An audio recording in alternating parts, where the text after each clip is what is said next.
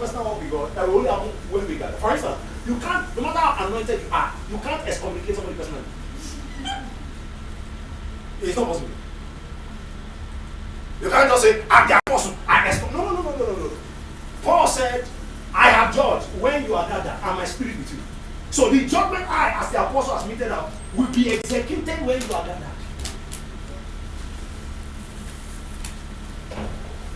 The church, interestingly, in its practical setting, the church is where 2 or 3 are gathered.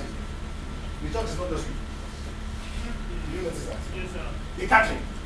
Not just the gathering. The gathering with the name of Jesus at the center. The one in there told before is to unto his name. The picture is the way the children of Israel will go to the temple where the ark is, and everybody gathers the name of God there. So in the same way, God has made his testament, the testimony, which is the gospel of Jesus, available in an ark called the minister of the gospel. So the minister of the gospel is the ark. The testimony is the message of the gospel, and then we all gather. That's why it says they continue steadfastly what? In the apostles' doctrine and fellowship, in breaking of bread and the prayers. You know where they got that from? If you read the book of Acts chapter 1, you will discover that Jesus himself assembled with his disciples after he rose from the dead. He taught them the assembling of the church. So he says, let us consider. So if you consider one another, it's important for us to pay attention to how we are doing in terms of whether we are walking in love or not. Are we expressing the love nature? Because it's important, because faith works by love. And you can't stay in faith without staying in love. So if we consider that the way that consideration will manifest is that we pay attention to assembly. Because it is in the context of the assembly we are able to achieve the provocation. This is where I need to stop. You are not with me. You are not with me. You are not. It's as if I'm on my own. Do you understand what I'm saying? He says we should consider one another to provoke one another to love and to good works. This is part of how we ensure that we are able to stay in faith, maximizing the Christian ministry of Jesus. He says to do that, we have to ensure. Now notice, not forsaking. Now, this does not mean that you miss one service. That's not what it means. This means a heart manifesting the habit of forsaking the assembly of the brethren. Notice, forsaking the assembling. Do you notice? So God takes it for granted that we should be assembling. That's why He does not give you. So the least we can do is one day of the week. The day of the Lord, we come together. But there's no restriction to gathering one day. In the early church, they met every day. Yes, sir. Do you know what I'm saying? But the point is that assembly, it must be continuous, it must be consistent. Are you with me? Yes, sir. He says, not forsaking. So that means that this person must have a heart that prioritizes, that understands the significance of the gathering of the brethren, of the assembling.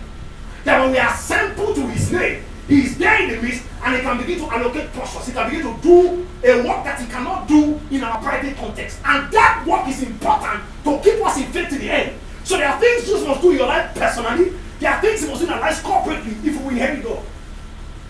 One leg will not take you there. We must have a robust expression of Jesus in our personal lives. So that when we come into the corporate setting, we have something we are bringing to the picture. So even though he was talking about this other, but this is good that everybody had a sermon, everybody had something. Yeah, so you bring something from your personal space to come and administer, or administer in order.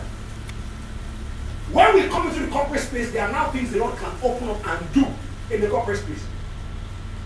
And all the administration of the Spirit in those two contexts are required to keep us stable in the faith to inherit God.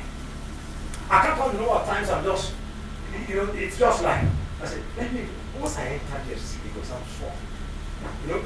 Here I'm one ministry. So they are like, let me just sit down. I don't want, even what they are teaching something I've heard before. I just want to be in the atmosphere of the gathering of the saints. You don't understand? So if you understand this, that's why I will pay people to call so that I will be in church. It's not, you don't, that thing is not English. If I tell you, you look as if I'm too harsh. If you understand the implication of the assembling of the saints, that is where we get to be able to provoke one another, strengthen one another, and encourage one another to love and to good works, which we need. In order for us to stand faithful to the very end, and I'm not saying it's going to do that. I'm just telling you that some of us do certain things. Because we understand every day how much more the importance of the assembly. I told you before, there is an individual dimension of the will of God. There's a corporate dimension of the will of God. That's for the church. There is a global dimension of the will of God, a territorial dimension of the will of God. That's to the end. So there's what God is doing in the person, there's what God is doing in the body, there's what God is doing on the earth, of the territory.